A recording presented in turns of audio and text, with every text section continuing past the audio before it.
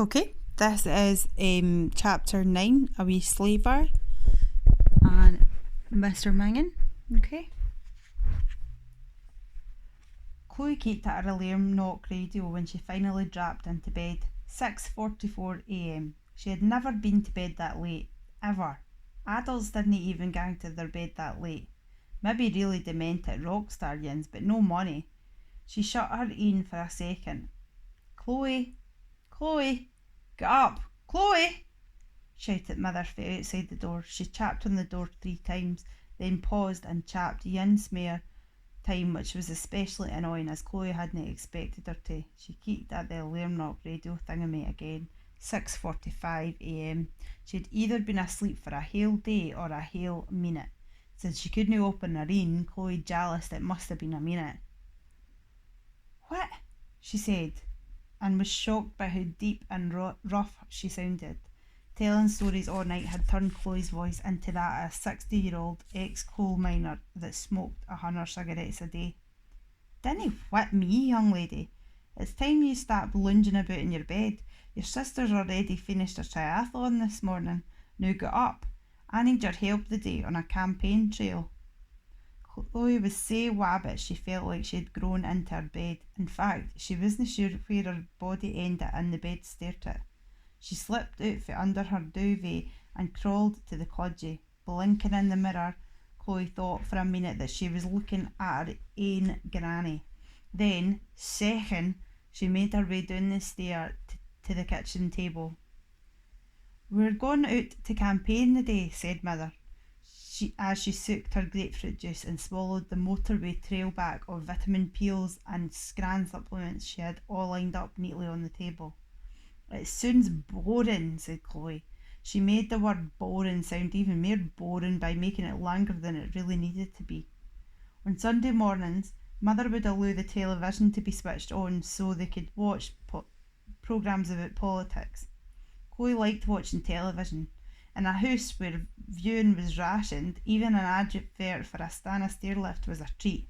However, the political discussion programmes, which for no apparent reason were broadcast on a Sunday morning, were head-numbingly boring.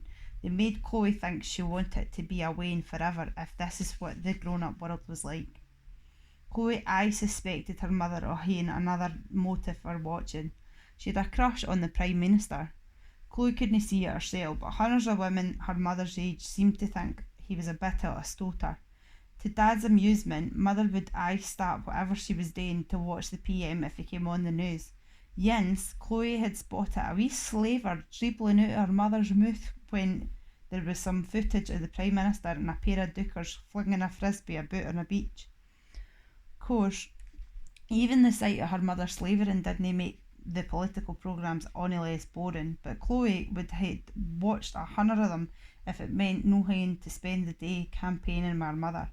Yon was how boring this was going to be. "Well, you're coming whether you like it or no," said mother, "and put on that frilly yellow goonie I bought you for your birthday. You just about look bonny in that." Chloe didn't look anywhere near bonny in it. She looked like a sweetie out of a box of Quality Street. If yon wasn't bad enough, she looked like one of the unpopular flavours that get left in the box until well after New Year. The only colour she really liked wearing was black. She thought black was braw, and even better, it made her look less pudgy. Chloe desperately wanted to be a goth, but she didn't ken where to start. You couldn't buy goth clothes in Marks and Spencer's, and anyway, you needed to wear the white makeup and the black hair dye, and most importantly, the ability to look down at your son at all times. What would she hate today to become a goth? Was there an application form she'd had to fill out? A committee of super goths that would check you out for gothness? Or was it gothnicity? Chloe had once seen a real life goth hanging around aside a bin at the high street and got all excited. She really wanted to gang over and spear her how to get started in the goth world, but she was overblate. Which was ironic, because blateness is something you need if you want to become a successful goth. "And it's cold outside, Chloe," said mother.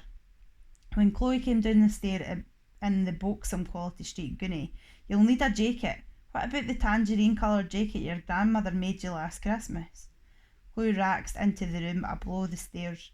This was where everybody in the family kept their jackets and welly bits. She heard a rustle in the darkness. Had Elizabeth Bodgins got shut in there by accident, or had Mr Mingin flitted into the house? She switched on the light. Kicking out for a hint the bottom of an old fur coat was a frightened physic. Da? Whisht! Why are you hiding in there for? Whispered Chloe. You're meant to be at your work. No, I'm no. I lost my job in the factory, said Dad Dowie. What? A whole lot of us got made redundant 12 weeks ago. Nobody's buying new cars right now. It's no doubt because of the recession. Aye, but why are you hiding? I'm more feared to tell your mother. She'll divorce me if she finds out. Please, I'm begging you, dinna tell her. Please, Chloe, I'll sort this out soon. It's not going to be easy, but I'll get another job if I can. He leaned for it so that the hem of a fur coat was draped over his head, the thick fur looking like a rammy of curly hair. So that's what you look like with hair, whispered Chloe. What? It was definitely that on that CD cover, with that fur on his head. He looked just like he did in the photo with that stoter of a perm. If you need a job, you could go back to playing guitar with the Serpents of Death, said Chloe. Dad looked shocked. I tell you I was in a band. I saw your CD, and I speared Mother, but she... Whisht, said Dad. Keep it down. Wait, where did you see that CD? I was looking for my old hamster cage in the shed, and it was in a box with an old load of junk. There was a brown guitar with it. Dad opened his mouth to say something, but just at that moment a door slammed up the stair. Come on, Chloe, rared Mother.